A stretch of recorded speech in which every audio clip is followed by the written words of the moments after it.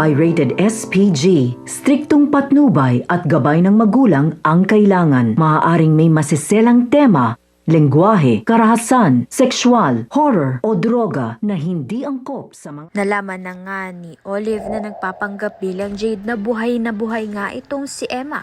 At kaya naman nga't delikado nga ang buhay nito ni Flor sa bahay nga nito nila Olive. Kaya naman nga tumawag naman nga agad itong si Emma upang abisuhan nga itong si Flor na tumakas na nga dahil delikado na nga ang buhay niya. Samantalang ang trumaydor na nga dito kay Olive na inutusan nga niyang pumaslang dito kay Emma ay ngayon nga inarusahan niya dahil nga napag-alaman na nga ni Olive na buhay nga itong si Emma. Sa kabilang banda naman nga itong ang si Ligaya ay nakita na nga ang ama ng kanilang mga anak at sinisisi nga niya kung bakit nga napariwara ang kanilang pamilya.